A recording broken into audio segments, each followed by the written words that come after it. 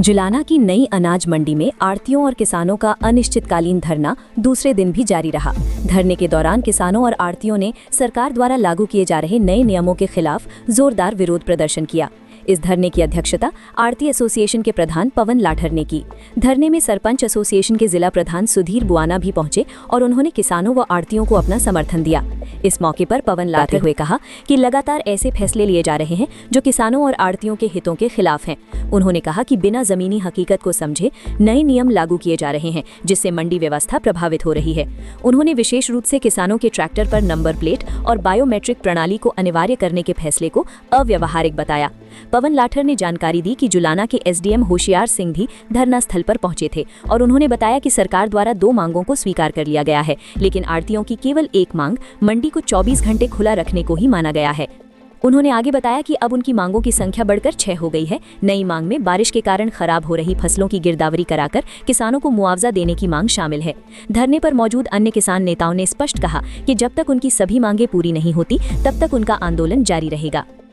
बिल्कुल दूसरा दिन है और आप लोगों की संख्या देख रही है। किसान ट्रैक्टर ट्रॉलियों में भर के यहाँ धरने पर पहुंच रहे हैं। बहुत सफल धरना चल रहा है। हमारी अभी तक 5 मुख्य मांगे थी, जिनमें से 2 मुख्य मांगे सरकार ने मंजूर कर ली है। मेरी फसल मेरा जो पोर्टल था, किसानों को उसमें मदद मिलेगी। जो रजिस्ट्रेशन नहीं करा रहे थे उनको दोबारा मौका मिला है। और ये हमारी गुजारिश है सरकार से कि पोर्टल को बंद न किया जाए, क्योंकि सीजन लंबा चलेगा। जब तक सीजन चले तब तक इसको खुला रखें। क्या कोई प्रशासनिक अधिकारी यहाँ पे पहुंचा है? प्रशासनिक अधिकारी कल एसडीएम साहब यहाँ पे आए थे। उन्होंने आश्वासन दिया है कि 5 तारीख को मुख्यमंत्री जी यहाँ रैली करने के लिए आ रहे हैं। उनसे मीटिंग फिक्स करवाई गई। हमारी मीटिंग फिक्स होने के बाद उसमें पता चलेगा कि हमारे क्या आश्वासन मिलता है या हमारे पूरी जब तक ये मांग पूरी नहीं होती है हमारा धरना ऐसे ही चल रहा है।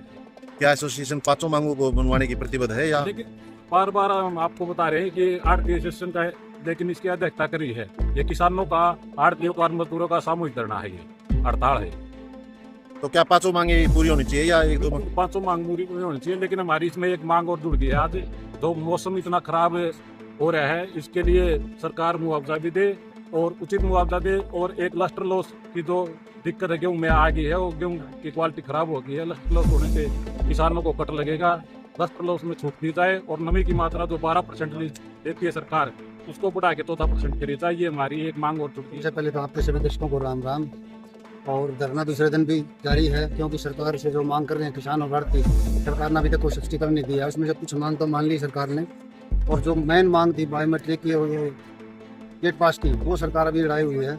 और जब तक सरकार नहीं मानेगी, जब तक अब तक तो आढ़ती थे, अब किसान धीरे धीरे जुटने लगे हैं। धीरे धीरे पूरे मंडी के आसपास के जितने किसान हैं सारे धरने पर पहुंचेंगे। और जितनी भी मंडी धीरे धीरे बंद होने लगी, 5-6 मंडी और अपनी मंडी को देख के आज बंद हुई है।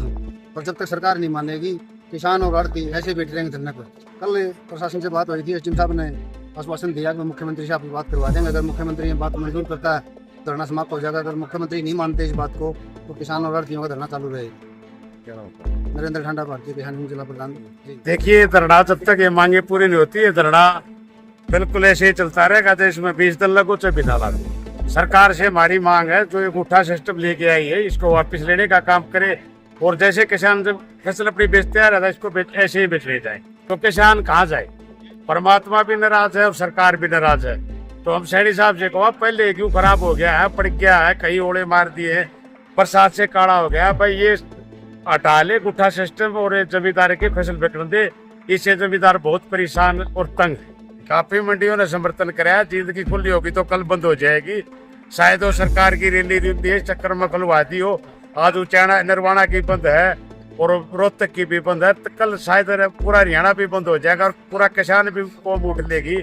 ये फैसले सैनी साहब ने उल्टे लेने पड़ेंगे। ऐसे किसान कोई फैसला मंजूर नहीं तो सरकार क्यों थोप रही है? देखो, जो किसान और आढ़ती संगठन की मांगे हैं जायज है, और इन मांगों का जिला सरपंच एसोसिएशन भी समर्थन करने का काम करती है। वह सरकार कानून लेके आई है कि जिसके नाम से फसलों का पंजीकरण रजिस्टर्ड होगा, कोई फसल बेचने व्यापारी जो किसान जो है यहाँ पे मंडी में आए।